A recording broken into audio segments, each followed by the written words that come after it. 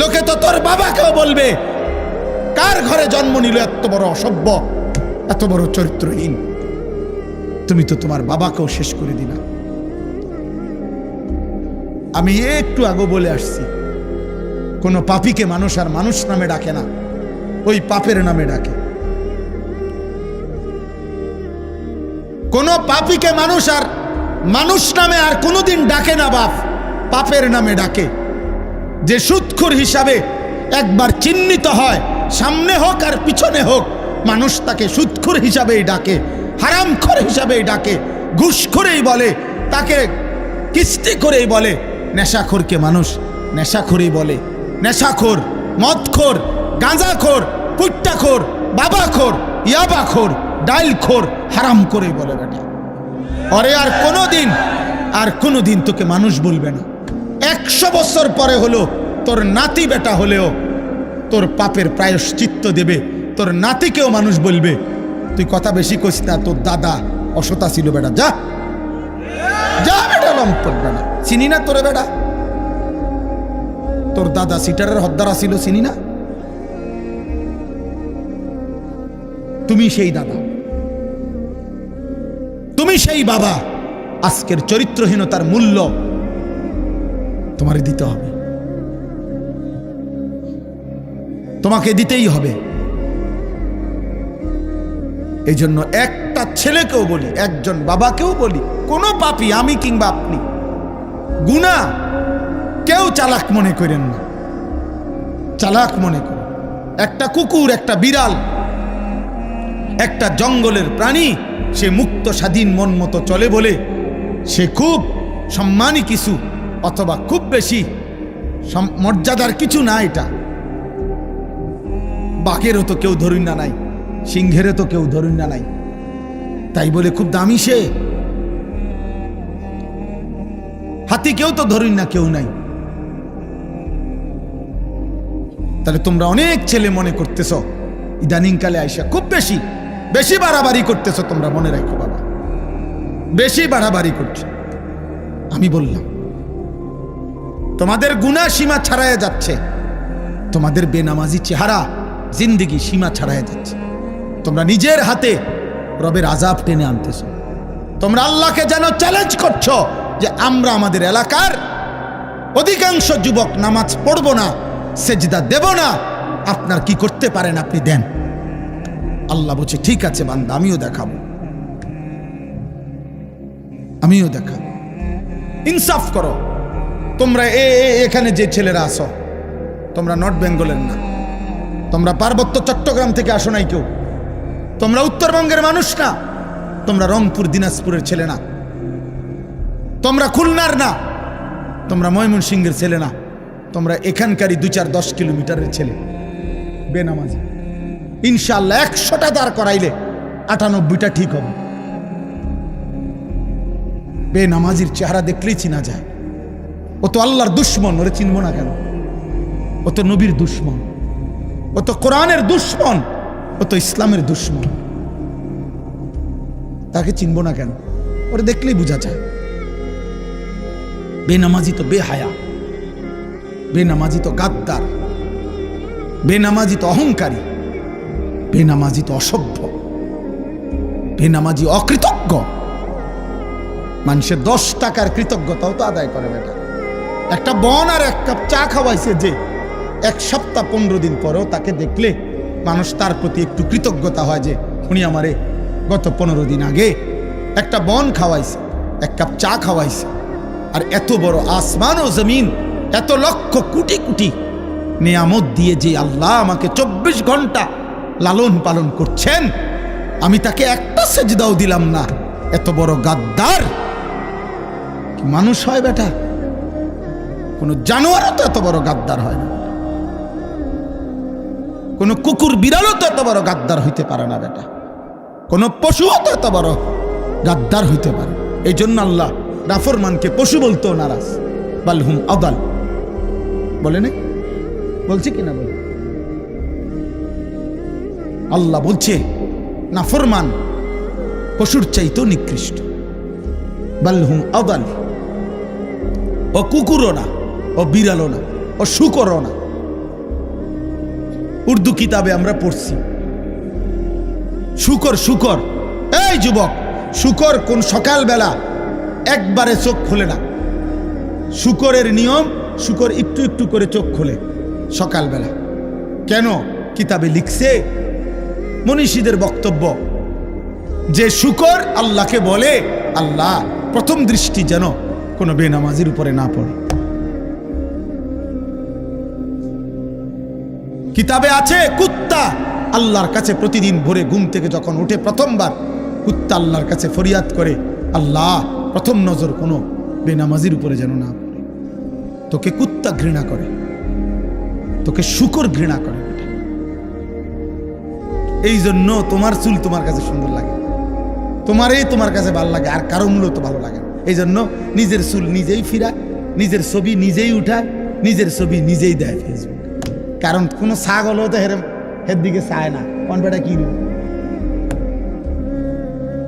কোনো পাগলও তো তার দিকে আর দেখে না। এই জন্য নিজেই নিজের সেলফি তোলে, নিজের ছবি নিজেই দেয়। হ্যাঁ হ্যাঁ, আল্লাহ আমাদেরকে হেফাজত করেন, আল্লাহ আমাদেরকে বুঝ দান করেন। আমি শক্ত করে বললাম, ভাই তোমার উপরে তুমি রহম করো, নিজেকে মানুষ বানাও ভাইয়া, ইনসান বানাও, ইনসান বানাও। বুঝতে চেষ্টা করো, এমন সুন্দর জীবন নষ্ট করে দিচ্ছ কেন? এমন হায়াত নষ্ট করে দিচ্ছ কেন? এই পর্যন্ত যে যতগুলো নারী দেখছো সবগুলো দিলে তুমি সামলাইতে পারবা? সারাদিনে যে যত নারী দেখছো সবগুলো দিলে সামলাইতে পারবা?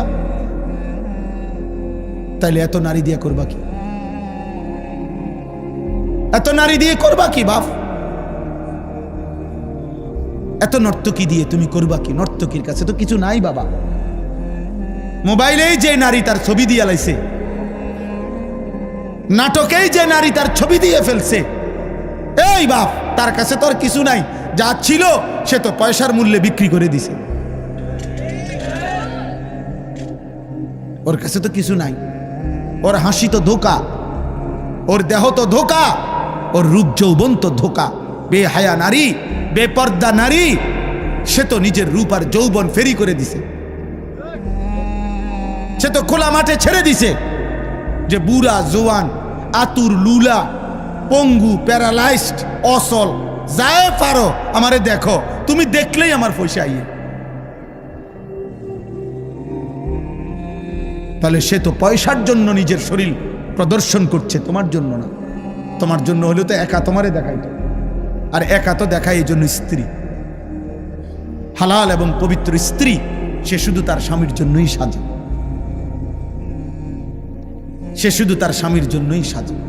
এজন্য নবী বলছে, ওই নারী নেককার নারী, ওই নারী পবিত্রা নারী, ওই নারী সতীসাধ্যী নারী, ওই নারী উত্তম নারী, ইজা নাজারা ইলাইহা সাররাতহু, যার স্বামী যখন তার দিকে তাকায় তো তার সৌন্দর্য দেখে, তার সাজগোজ দেখে, তার হাসি মাখা মুখ দেখে স্বামীর দিল শান্ত হয়ে যায়। নারী বলে তাকে নেককার নারী। আল্লাহর নবী বলছে, মাস্তাফাদাল মুমিন বাদা তাকওয়াল্লাহ খায়রান লাহু আল মারআতুস সালিহা।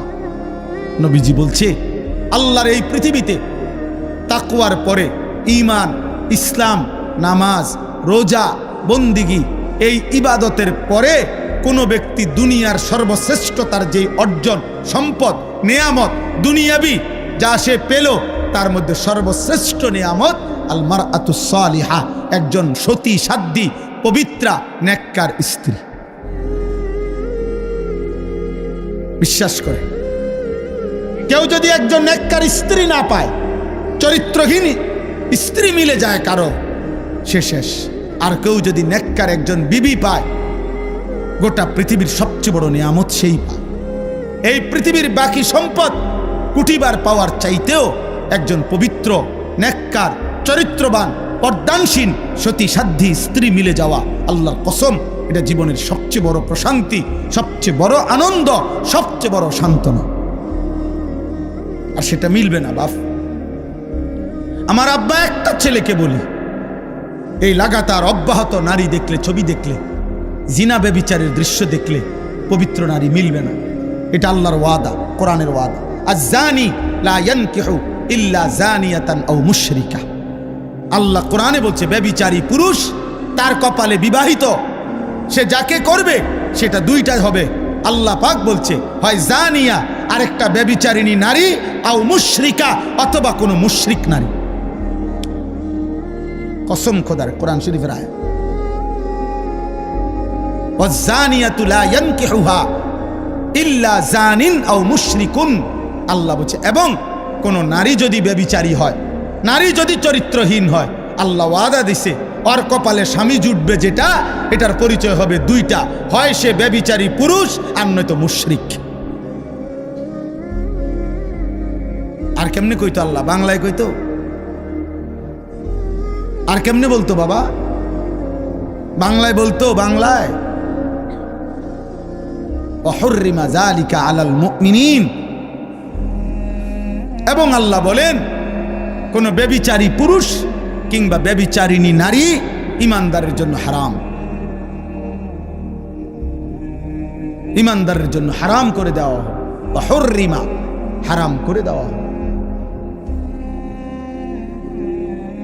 এজন্য দয়া করে একজন হোক দুইজন হোক, পর্দার আড়ালের যে মা বোনরা আছেন তাদেরকেও বলি, মা বোন, হে মুসলিম কন্যা, তুমি তোমার ইজ্জতের হেফাজত করো, তুমি তোমার আখলাকের হেফাজত করো।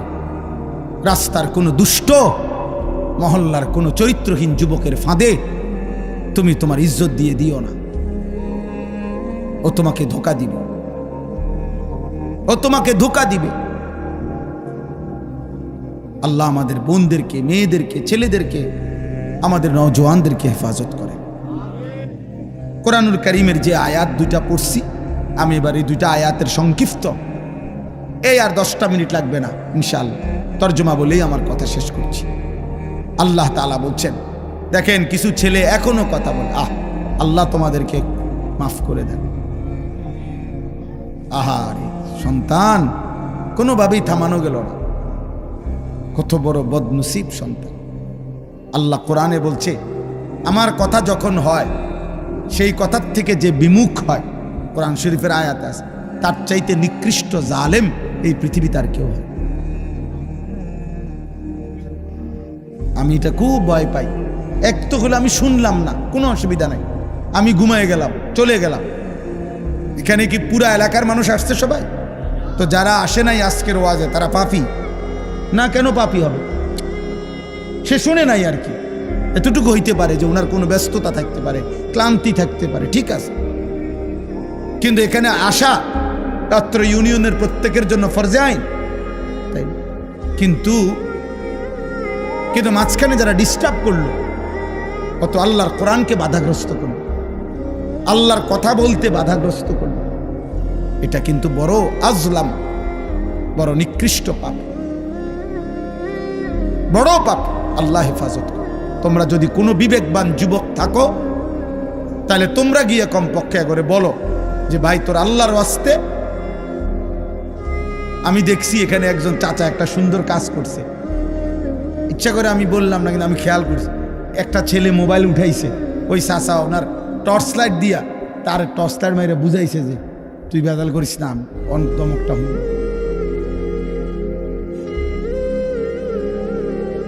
তার মানে মাশাআল্লাহ চাচা এটা পরে ফিরাইতে চেষ্টা করছে। আল্লাহ দুইজন খেয়ে কবুল করেন, চাচারও আল্লাহ মাফ করে দেন, ভাতিজারও আল্লাহ মাফ করে দেন। তাইলে চলেন, বলতেছিলাম অমিনান নাসি মান ইয়াশতারি লাহওয়াল হাদিস। এখানে একটা ছোট্ট ঘটনা হলো, মক্কার কুরাইশরা দিবানিশি আমাদের নবী সাল্লাল্লাহু আলাইহি সাল্লামের বিরোধিতা করতেন ইসলামের দাওয়াতে, কিন্তু তারা প্রত্যেকবারে একত্র হইয়া বসে বলতো, যত বিরোধিতাই করি, মুহাম্মদ যখন কোরআন পড়ে তখন তার বিপরীতে কিছু বলার মতো, এর বিপরীত আমাদের কাছে ক্ষমতা নাই। আমাদের সব কথা, আর মুহাম্মদ যখন কোরআন পড়ে ওই মানুষটার কলজাটা নরম হয়ে যায়, দিলটা নরম হয়ে যায়, ওই আস্তে মুহাম্মদের দলভুক্ত হয়ে যায়। কয় এইটার লগে কুলাইতারলাম, যত জুলুমে করলাম, অত্যাচার করলাম, বিরোধিতা করলাম, যাই করলাম, কিন্তু ওর কোরআনের আওয়াজটাকে তো থামাইতারি না। এই সুর তো সাংঘাতিক, এই তেলাওয়াত তো সাংঘাতিক, এটা পড়লেই ব্যক্তির কলিজা ছুঁয়ে যায়, দিল নরম হয়ে যায়। এটার আমরা কিরব। তখন মক্কার একজন কুরাইশ সর্দার নজর ইবনে হারেস, সে গেছিল ইরান দেশে ব্যবসার জন্য। তো সেখানে সে মাসখানিক ছিল। তো ব্যবসা করে অবস্থায় সে ওইখানে একটা জিনিস দেখছে। সে দেখছে ওইখানে জায়গায় জায়গায় বিকালবেলা, সন্ধ্যাবেলায় গানের আসর, বাদ্যের আসর বসে। কিছু মানুষ জড়ো হইয়া গোল হইয়া বসে।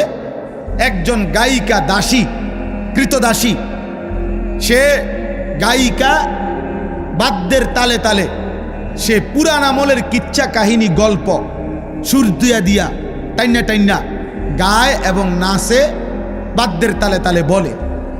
তো ও এটা খেয়াল করছে ওইখানে এই কাফের সর্দার মক্কার নজর ইবনে হারেস, যে এরা এটা খুব মনোযোগ দিয়া শোনে। এই পাবলিকটি একদম মনোযোগ দিয়া তাকাইয়া ওই নর্তকীর গায়িকার গান শুনে, বাদ্যের তালে তালে সুরে সুরে ওই পিছন দিনের গল্প, এগুলা কাহিনীগুলা শুনে। তো সে চিন্তা করছে এইটা একটা বিকল্প হইতে পারে মুহাম্মদের কোরআনের, নাউজুবিল্লাহ, একটা ব্যতিক্রম হইতে পারে কিছু। তখন সে অনেক চড়া মূল্যে, বেশি দাম দিয়া এই ইরান থেকে একজন কৃতদাসী কিনে আনছে মক্কায়। ওই এরকম নারী, মহিলা কৃতদাসী, দাসীটা যে গাইতে পারে, নাচতে পারে, বাদ্যের তালে তালে ওই ঘটনায় ডিকয় সুর দিয়া দিয়ে আর কি। আইনা সে এবার মক্কায় কুরাইশ সর্দার এবং কিছু বখাটে দুশ্চরিত্র, দুষ্ট প্রকৃতির যুবকদেরকে একসাথ করে বলছে, তোমরা মুহাম্মদের কোরআন না শুনে এটা শোনো, এই গান শোনো।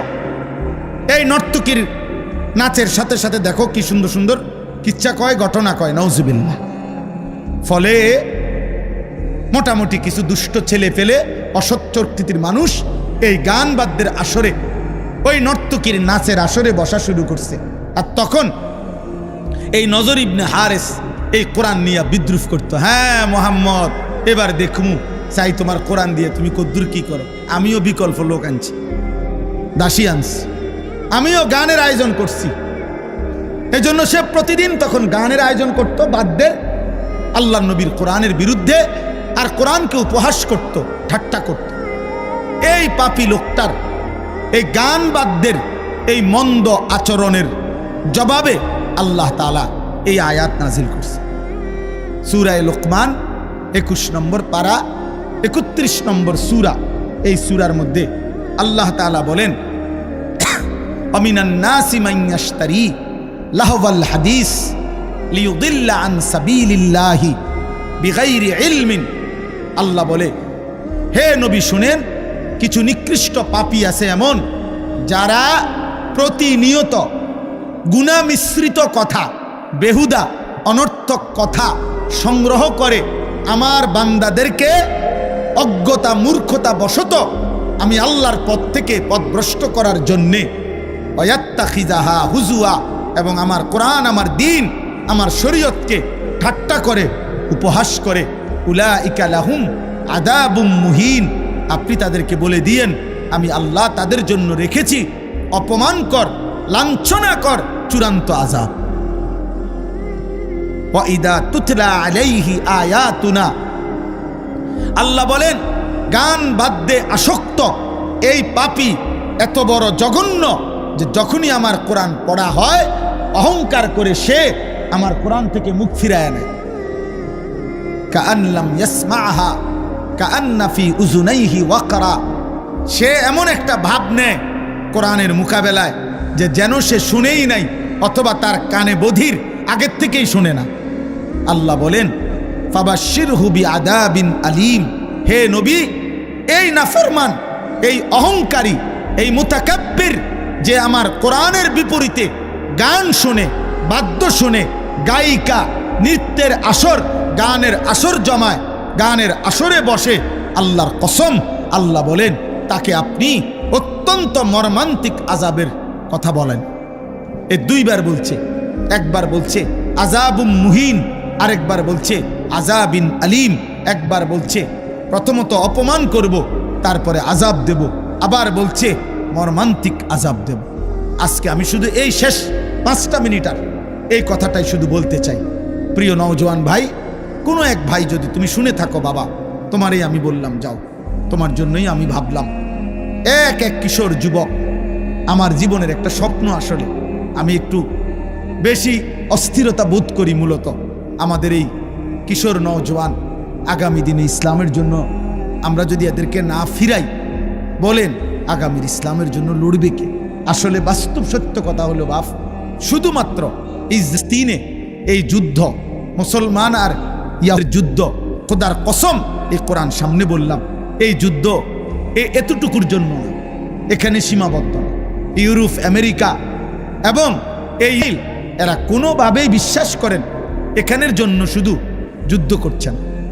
ওদের টার্গেট সারা পৃথিবীময় মুসলমানের শেষ ব্যক্তিটাকেও নিশ্চিহ্ন করে। ইসরায়েলের মোট জনগোষ্ঠী 1 কোটি না, 1 কোটি নয়, 92 থেকে 97 লাখ মোট জনগণ পুরা দেশের। তাহলে যে দেশের জনগণ 1 কোটি নয়, অথচ গোটা পৃথিবীর সবচেয়ে বড় বেশি অস্ত্র আমদানিকারক দেশ হলো ইসরায়েল। তাহলে 1 কোটি মানুষের নিরাপত্তার জন্য পারমাণবিক বোমা লাগে না।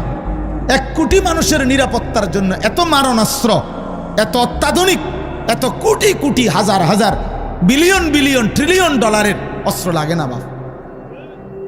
তাহলে বিষয়টা কি? আবার তিনের মোট জনগণও তো অল্প, তাহলে এ কৌগা মানুষ মারণের লাগেও তো এত অস্ত্র লাগে না। এই কয়েকজন মুসলমান মারার জন্য তো এত অস্ত্র লাগে না। তাহলে এরা এত অস্ত্র দিয়ে করে কি? মেন স্থাপনা যেগুলো, তাদের যে মেন কার্যক্রম, তারা 24 ঘন্টা কাজ করে। অর্থাৎ ইসরায়েলে কোনো ডিউটি, অফিসিয়াল কর্মের বিভিন্ন মিল, ফ্যাক্টরি, বিভিন্ন কর্মস্থলে আপনার 8 ঘন্টা পর পর ডিউটি চেঞ্জ হয়। অর্থাৎ রাতে দিনে সেম কাজ করে, মেশিন চলে, কর্ম চলে, শুধু লোক বদলায়। বুঝেন নাই কথা? এটিএম বুথ কেউ দেখছেন কিনা? ওই যে কার্ড ঢুকাইয়া যে টাকা বাইর করে, ব্যাংকের বাইরে থাকে আলগা, দেখছেন কেউ? এখানে ডিউটির সিস্টেম হইল 8 ঘন্টা ডিউটি। অর্থাৎ প্রতি 8 ঘন্টা পর পর একজন এখানে দারোয়ান থাকে, বদলায়, কিন্তু ওইটা 24 ঘন্টা খোলা থাকে। মানে গ্রাহক যে কোনো সময় আইসা কি নিতে পারবে? টাকা নিতে পারবে। ডিউটিতে একজন দারোয়ান আছে, কিন্তু এটা একজনে 24 ঘন্টায় থাকে না, 8 ঘন্টা পর পর। তো তাহলে আর অসুবিধা কি? মেশিন তো চলতেই আছে, লোক পাল্টাইছে, লোক বদলাইছে। এই জন্য বললাম যে আমরা এই কথাটা বুঝাইতে চাই, নওজোয়ান ভাই, এই পৃথিবীরা তারা মূলত ফিলিস্তিনের জন্য, ফিলিস্তিনের মুসলমানের বিরুদ্ধে না, তারা গোটা পৃথিবীর মুসলমানের বিরুদ্ধে যাবতীয় প্রস্তুতি নিচ্ছে। হ্যাঁ, এটা তাদের সিদ্ধান্ত যে পৃথিবীর শেষ মুসলমানটা হত্যা করবে। এবং খোদার কসম, কাবার রবের কসম, ইসরায়েল ঘোষণা যে মুহাম্মদের মদিনা, নাউজুবিল্লাহ, প্রিয় যুবক, তোমার নবীর মদিনা, সেখান থেকে নবীজির পবিত্র লাশ রওজা এখান থেকে উৎখাত করে পুরা মদিনা সহ আরবের শেষ সীমানাটাও দখল করা, ওইটা ওদের আনুষ্ঠানিক ঘোষণা আছে। কেন? নবীজি যখন মদিনায় আসছিলেন তখন মদিনাতে 3টা ইহুদি গোত্র ছিল। নবীজি তাদের বিরুদ্ধে যুদ্ধ করে করে আল্লাহর হুকুমে তাদেরকে আরব সীমানার থেকে বের করে দিয়েছিলেন। এই জন্য তাদের কথা হইল মদিনা তাদের, আরব তাদের সীমানা। অতএব বাপ, আমরা একটা আশা করি, এটা আর কি ভাবি, যে এই ছেলে পেলেদেরকে ওরা বেশি পরিমাণ গুনার মধ্যে পাগল বানায় ফেলছে। ওদের চুল, চেহারা, লেবাস, পোশাক, আখলাক, মোবাইল, নারী, অসভ্যতা, অস্থিরতা সবার সামনে। আপনি এটা বিবেক দিয়া ভাববেন। কিরে, বাবা আছে, দাদা আছে, এলাকার মানুষ আছে, চারিদিকে মসজিদ, যেই গল্লি দিয়েই সে হাঁটুক ওই গল্লি দিয়েই একটা একটা মসজিদ আছে, কিন্তু কোনো কিছু তার একটু লজ্জাবোধও করে না। কিন্তু তার বাবা কই, নলে মা কই। আমি জীবনে একবার একটা টুপি, 4টা ফুল মাঝখান দিয়ে 4 যেখানে রঙিন 4টা ফুলওয়ালা একটা টুপি পরছিলাম জীবনে একবার। আমার আব্বা বাসায় যাওয়ার পরে আমার মারে বলছে, মা আমার মাথার থেকে সে টুপিটা খোলায় ফেলছে। বলছে, ফুত তোর আব্বা বলছে যে তোর বাবাই জীবনে কোনোদিন সাদা টুপি ছাড়া অন্য কোনো টুপি পরে নাই, তোরে নিষেধ করছে টুপি পরতি না, খোল এটা। আর কোনোদিন পরি নাই, আর কসম খোদার আর কোনোদিন পরি নাই। হ্যাঁ, আমি জীবনে একবার শুধু আমার আব্বারে বলছিলাম, আব্বা আমি শুধু এই মাদ্রাসায় পড়তাম না, আমার আরেকটা মাদ্রাসায় ভর্তি করাই দেন। আমার আব্বা বলছে, ফুত পরের লোকমা ভাত আমার ঘরে খাইও না, তুমি যাও যেখানে মন চায়, পড়লে পড়ো, না পড়লে না পাও, কিন্তু আর এক লোকমা ভাত আমার ঘরে খাইও না। আমি কানতে কানতে ঠিকই মাদ্রাসায় চলে গেছি। তাহলে আমার বলার উদ্দেশ্য হলো, আপনারাই ভাবেন আপনাদের পরিবার সন্তান এইভাবে লাগাম ছাড়া হাত ছাড়া হয়ে গেল কেন? এটা কি কোনো কথা হইতে পারে যে একজন মুসলিম ছেলে অথচ তার চুল মুশরিকের মতো? এটা কি একটা কথা হইতে পারে যে একটা মুসলিম ছেলে খোদার 365 দিনে একদিনও ফজরের নামাজ পড়বে না? কোনোদিনও না। এটা মেনে নেওয়ার মতো বিষয়। বাস তোমরা একটা ছেলে বিবেক থাকলে তোমরা বলো ভাই, এজন্য তোমরা ফজরের ক্যাম্পেইন করো। তোমাদের কাছে যুবক বলি, একটা ছেলে হলেও তুমি নিয়ত করো যে আমি ফজর পড়ব, আমি অন্যকে ফজরের জন্য ডাকবো। আমরা একটা ক্যাম্পেইন কাজ করি, ফজর ক্যাম্পেইন। আমাদের একটা মেহনত আছে সারা দেশে। আলহামদুলিল্লাহ আমাদের অনেক যুবক আছে যারা ফজরের জন্য বন্ধুদেরকে ডাকে। আলহামদুলিল্লাহ গতকালকেও আমার মাদ্রাসায় এরকম এক বয়সী 14, 16, 17 বছরের প্রায় 87 জন ছেলে এক ধরনের ফজর ক্যাম্পেইনের গেঞ্জি গায়ে ওরা আমার সাথে এসে দেখা করে গেছে। ওরা এক বয়সী আলহামদুলিল্লাহ ফজরের জন্য বন্ধুদেরকে ডাকে। প্রিয় ভাই, সবাই মিলে একসাথে নষ্ট হয়ে গেলে হইতো না, এই জাতি টিকবে না, আমাদের ভবিষ্যৎ কষ্টের হবে। আমাদের ভবিষ্যৎ 1948 সাল থেকে দিনে রক্ত ঝরছে, আজকে প্রায় 77 বছর, এখনো মুসলমান নিরাপত্তা পায় না। 1947 সাল থেকে কাশ্মীরের মুসলমান নির্যাতিত, আজকে প্রায় 78 বছর, এখনো নিরাপত্তা পায় না। 1964 সাল থেকে রোহিঙ্গা মুসলমান নির্যাতিত, আজকে প্রায় 61 বছর, এখনো নিরাপত্তা পায় না। তোমরা বাড়াবাড়ি করো না, আমি অনুরোধ করলাম, আমার বাবাদের কাছে আমার অনুরোধ, আপনারা প্রত্যেকেই আপনাদের সন্তানের দিকে ফিরান। আল্লাহ তাআলা নিষেধ করছে গান, বাদ্য, গায়িকা, নায়িকা, নারী এর ফাঁদে না পড়তে। ইমামে আজম আবু হানিফা বলছে, সিমাউল আগানি ফিসকুন, গান বাদ্য এটা প্রকাশ্য পাপ, অত্তালাজ্জুদু বিহা কুফরুন। আহা, এটা সাংঘাতিক কথা। গান বাদ্য শুনে যদি কেউ মজা পায়, স্বাদ পায়, গান শুনে যদি কেউ তাল মারে, মনে করেন বলল, হাত নাড়লো, অনেক মানুষ আছে ছেলে এরকম করে, মনে করেন এমন হাতের তাল মানে না, এরপরে হাত শরীর ঘুরলো, মনে করেন যেখানে আছে ওখানে বাড়ি দিল, পায়ের মধ্যে নুপুরের মতো পাও নাড়াইলো গানের তালে তালে। আল্লাহর কসম, আমাদের ইমাম আবু হানিফা তিনি বলছেন, এটা গান শুনে বাদ্যের তালে তালে যদি কেউ মজা পায়, এটা কুফরি, কুফরি, কুফরি। আহা, যদি ঈমান হারা হয়ে কবরে যায়, চিরস্থায়ী জাহান্নাম, চিরস্থায়ী জাহান্নাম। এই জন্য ভাই সবাই মিলে নিয়ত করেন, নিয়ত করেন। আমার জীবনের একটা স্বপ্ন, আমি আপনাদের কাছে এই শেষ কথাটা বললাম। আমার একটা আশা, আমি বড় আশা নিয়ে আমার যেই মাদ্রাসা কুমিল্লা ক্যান্টনমেন্ট ময়নামতি সাহেবের বাজার 2016 সালে মাদ্রাসা শুরু করছিলাম। আলহামদুলিল্লাহ 500-র মতো ছাত্র আছে মাদ্রাসায়। 34 জন শিক্ষক কর্মচারী আছে।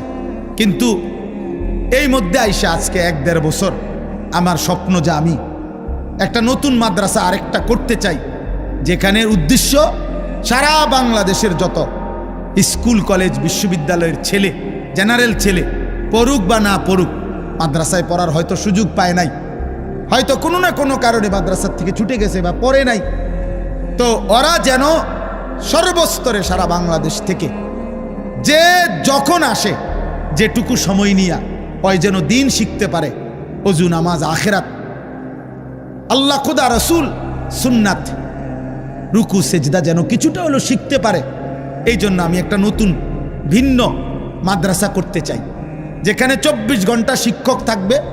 আমার একটা স্লোগান, যে আসবে যখন দিন শিখবে তখন, যার সময় যতক্ষণ দিন শিখবে ততক্ষণ, যেতুক 3 ঘন্টাই কিছু শেখো।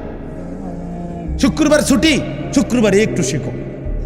আমি আলাদা ওস্তাদ রাখতে চাই। আলহামদুলিল্লাহ আমার মাদ্রাসায় এই বছর 25 সাল আমরা প্রতি 3 মাস পর পর এই কোর্স চালু করছি, অর্থাৎ কিশোর যুবক ছেলেদের জন্য 3 দিনের ওযু নামাজ সূরা কেরাত দোয়া কালা। এই গতকাল শনিবার একটা কোর্স শেষ হয়েছে, প্রায় 150 ছাত্র, আলহামদুলিল্লাহ সব কলেজের স্কুলের ছেলে। ওরা 3 দিন লাগাতার আমার 32 জন শিক্ষক এবং বড় ছাত্র মিলে ওদেরকে একটা একটা করে সূরা কেরাত দোয়া কালাম রুকু সেজদা শিখাইছে আলহামদুলিল্লাহ। এবং স্কুলের ছেলে সুন্নাত মোতাবেক রুকু দিতে পারছে, সেজদা দিতে পারছে।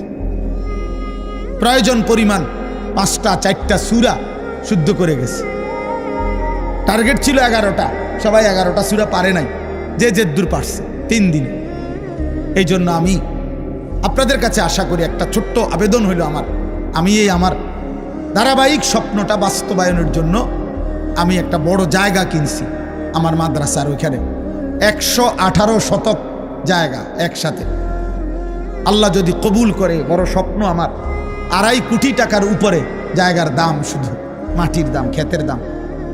এরপরে মাটি ভরাট, মসজিদ, মাদ্রাসা, ভিন্ন ভিন্ন ছেলেদের বাচ্চাদের মাদ্রাসা, নওজোয়ানদের মাদ্রাসা, আলাদা বালিকা শাখা, আলাদা মসজিদ, বড় সড়ো। আমার একটা আশা যেন যুবক নিয়ে এতেকাফ করতে পারি, ভবিষ্যতে মসজিদে যেন বড় সড়ো একটা মসজিদ হয়।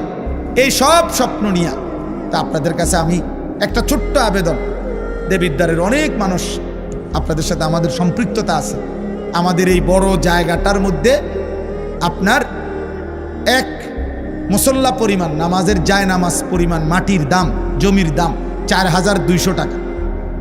আমরা একটা কাগজ দিমু আপনাকে কাছে, আমার এই কাগজটা আপনারা নিয়েন। এই কাগজটার মধ্যে এই আবেদনটা আছে, এই হ্যান্ডবিলটা, এইটা মধ্যে বিকাশ নাম্বার, অ্যাকাউন্ট নাম্বার আছে। যদি কারো ভালো লাগে আমাদের মাদ্রাসার এই বড় স্বপ্নের এই মাদ্রাসায় আপনারা যদি পারেন, কেউ 4200 টাকা দিলে 1 মুসল্লা পরিমাণ টাকা, তাইলে আজীবন উন্নয়ন সদস্য হিসাবে আপনার নাম আমরা উঠায় রাখবো। এবং আপনিও প্রতিটা দোয়ায় সদকায়ে জারিয়া হিসাবে আপনিও দোয়ায় শামিল থাকবেন, সওয়াব পাইতে থাকবেন। আর শেষ কথা হলো, এই মাদ্রাসা আলহামদুলিল্লাহ আমি এইমাত্র দেখলাম আইসাও যে 4জন মেয়ের জন্য যারা হাফেজ হয়েছে না, হাফেজা হয়েছে আলহামদুলিল্লাহ। আপনি শুনবেন হাসরের ময়দানে, দেখবেন এই হাফেজার ইজ্জত কাকে বলে। তো এই মাদ্রাসাটার জন্য আপনারা পাশে থাকবেন আলহামদুলিল্লাহ। যে যা দিছেন আপনাদের কাছে অনুরোধ, মাদ্রাসাকে ভালোবাসবেন। আমার শায়েখ বলে, আল্লামা মুফতি মুশতাকুন নবী কাসিমি হুজুর সব সময় বলে, একটা মাদ্রাসার প্রতি একজন মুসলমানের 3টা হক। 1, মাদ্রাসার জন্য দোয়া করা। 2, মাদ্রাসায় সন্তান পড়তে দেওয়া। 3, প্রয়োজন পরিমাণ, সাধ্য পরিমাণ মাদ্রাসায় কিছু দান সদকা করা। হুজুর সব সময় বলে, কেউ যদি কোনো মাদ্রাসায় বাচ্চা দেয়, দোয়া করে, কোনো মাদ্রাসায় দান সদকা করে, ইনশাআল্লাহ কিয়ামতের দিন ওই মাদ্রাসার আলেম তালেব এলেমদের সাথেই আশা করা যায় ওই লোক দাঁড়াবে ইনশাআল্লাহ। এই জন্য আমি অনুরোধ করছি আপনারা প্রত্যেকেই, সর্বশেষ কথা হইল, যুবক ভাই তোমাদের কাছে শেষ অনুরোধ, তোমরা সবাই সৌন্দর্যকে পছন্দ করো, সুন্দর থাকতে চাও, চুল আঁচড়াও, যেন তোমারে সুন্দর দেখায়, জামা কাপড় ফিটফাট কইরা পরো যেন তোমাকে স্মার্ট দেখায়। আমি তোমাদের কাছে অনুরোধ করি, এই পৃথিবীর সবচেয়ে সৌন্দর্য, সবচেয়ে স্মার্টনেস তিনি হলেন মুহাম্মদুর রাসূলুল্লাহ সাল্লাল্লাহু আলাইহি সাল্লাম। অতএব নবীজির একটা একটা সুন্নত, নবীর চুল, চেহারা, নবীজির লেবাস, পোশাক, আচরণ, উচ্চারণ, এটাই হচ্ছে সুন্দর। সুন্নাতেই সুন্দর, সুন্নাতেই জীবন। এজন্য আমরা প্রতিদিন আমাদের ওই সাদা গাড়িতে একটা কিতাব বিক্রি করি, প্রত্যেক দিন নবীজির সুন্নাতের কিতাব। এই কিতাবটা 600 পৃষ্ঠা ব্যাপী কিতাব, বাংলা ভাষায় আমাদের নবীজির সুন্নাতের উপরে, নবীজির জীবনের সমস্ত সুন্নত, ছোট বড় সব সুন্নত এই কিতাবের মধ্যে দলিল সহ আছে। ঢাকা গাজীপুরের বাংলাদেশের একজন প্রখ্যাত বুজুর্গ এই কিতাবটা লিখছেন। যে জোয়ান বুড়া বয়স্ক বাবা নারী পুরুষ প্রত্যেকে ঘরে রাখলে এটা পড়তে পারবেন। 400 টাকা মূল্যে আমরা এই বড় বইটা সুন্নাতের বিক্রি করি, ওখান থেকে আমি আনাইছি। যাদের সুযোগ হয় যাওয়ার সময় আমাদের সাদা গাড়ি থেকে এই কিতাব কিনবেন। ইতিপূর্বে যারা মাদ্রাসায় দান করেছেন, আমার ছোট ভাই শুনছি আমি আয়শা, আপনারা দিছেন, আল্লাহ তাআলা আপনাদের প্রত্যেকের দানে সাদাকায় বরকত দান করেন। মাদ্রাসার সব আয়োজনে আল্লাহ তাআলা উত্তম বিনিময় দান করেন, আল্লাহ কবুল করেন। আলহামদুলিল্লাহ রাব্বিল আলামিন। আল্লাহুম্মা আনতাস সালাম ওয়া মিনকাস সালাম, তাবারাকতা ইয়া যাল জালালি ওয়াল ইকরাম। মাওলায়ে করিম আপনি মাফ করে দেন, রব্বে করিম আপনি মাফ করে দেন, মেহেরবান মাওলা আপনি মাফ করে দেন। আয় আল্লাহ আপনি মাফ করে দেন, আয় আল্লাহ আপনি মাফ করে দেন, আয় আল্লাহ আপনি মাফ করে দেন, আয় আল্লাহ আপনি মাফ করে দেন, আয় আল্লাহ আপনি মাফ করে দেন। রাত গভীরে মাওলা মাফ করে দেন, রাত গভীরে মাওলা মাফ করে দেন। আল্লাহ চোখ বন্ধ করলে পিছনে গুনাই বেশি, গুনাই বেশি মাওলা, জীবনটা নাফরমানি বেশি মাওলা, আপনি মাফ করে দেন। আগামী জীবন সুন্দর করে দেন, ঈমান আমল দান করেন, ইজ্জত আফিয়ত দান করেন, তাকওয়া তহারত দান করেন, হিম্মত ইস্তেকামত দান করেন, ইখলাস দান করেন, সেজদাওয়ালা কপাল বানিয়ে দেন, কাঁদনেওয়ালা চোখ বানিয়ে দেন, জিকিরওয়ালা জবান বানিয়ে দেন, মোহাব্বতওয়ালা দিল বানিয়ে দেন, সুন্নতওয়ালা জীবন বানিয়ে দেন। আল্লাহ এই কিশোর যুবক ছেলেগুলোকে বদলে দেন মাওলা, বদলে দেন মাওলা, নামাজি বানিয়ে দেন, আগামীর ইসলামের জন্য কবুল করে নেন, মাহাদির সৈনিক হিসাবে কবুল করে নেন, কালেমার পতাকা উড়াতে আল্লাহ আপনি কবুল করে নেন। আল্লাহ সমস্ত কবরবাসীদেরকে মাফ করে দেন, কিয়ামত পর্যন্ত কবরের আযাব মাফ করে দেন, অসুস্থ বিমারি যারা শিফা করে দেন, প্রত্যেকের কামাই রুজিতে হালাল বরকত দান করেন, প্রবাসে বিদেশের জমিনে যারা সহি সালামতে নিরাপদে রাখেন মাওলা। আল্লাহ আয়েশা সিদ্দিকা রাদিয়াল্লাহু তাআলা আনহা বালিকা মাদ্রাসা আপনি কবুল করে নেন, আপনি কবুল করে নেন, আপনি কবুল করে নেন। আল্লাহ মুসলমানের কন্যারা বোনেরা এই মাদ্রাসায় পড়ছে, আল্লাহ প্রত্যেকটা মেয়েকে আবেদা সালেহা শাকিরা আরিফা জাকিরা আলেমা বানিয়ে দেন, হাফেজা বানিয়ে দেন। আল্লাহ আপনি কবুল করেন, মাদ্রাসার জরুরত আপনি পূরণ করে দেন, মাদ্রাসার জরুরত আপনি পূরণ করে দেন। যার সহযোগিতায়, যাদের ভালোবাসায় এই মাদ্রাসাটা প্রতিষ্ঠিত হয়েছে, আল্লাহ প্রত্যেককে উত্তম বিনিময় দান করেন। একটা টাকার সহযোগিতা, এক বিন্দু ভালোবাসা, পরামর্শ, বুদ্ধি, যে যখন যা দিয়েছে আল্লাহ সবাইকে কবুল করেন। মাদ্রাসার মুহতামিম, শিক্ষক শিক্ষিকা, ছাত্রী সকলকে কবুল আর মনসুর করে নেন। আল্লাহ আমাদের নেক মাকসাদ আপনি পূরণ করে দেন, আমাদের সকলকে ঈমান আমলের জীবন দান করেন। আল্লাহ আমাদের সকলের নেক মাকসাদ পূরণ করে দেন। পর্দার আড়ালে যত মা বোন আছে, আল্লাহ সমস্ত মা বোনদেরকে পর্দানশীল নামাজি নারী হিসাবে কবুল করে নেন। আল্লাহ প্রতিটা মা বোনকে ফাতেমা রাবিয়া বসরিয়ার মতো বানিয়ে দেন। রব্বির হামহুমা কামা রব্বায়ানি সগীরা। আয় আল্লাহ আমার দেশকে নিরাপদ রাখেন, আমার দেশকে নিরাপদ রাখেন। একজন ইনসাফগার, ন্যায়পরায়ণ, আদেল শাসক আমাদেরকে দান করেন মাওলা। আল্লাহ কোনো জালেমের হাতে তুলে দিয়েন না, কোনো জালেমের হাতে তুলে দিয়েন না, কোনো জালেমের হাতে তুলে দিয়েন না রে মাওলা। ইজ্জত নিয়ে কোরআন বুকে সেজদা দিয়ে মাতৃভূমির এই জমিনে বাঁচতে চাই মাওলা। আল্লাহ ইজ্জত নিয়ে বাঁচতে চাই, সেজদা দিয়ে বাঁচতে চাই, কোরআন নিয়ে বাঁচতে চাই, বিবি বাচ্চাকে আপনার দ্বীনের উপরে রেখে মরতে চাই। আল্লাহ আপনি তৌফিক দেন, আপনি তৌফিক দেন।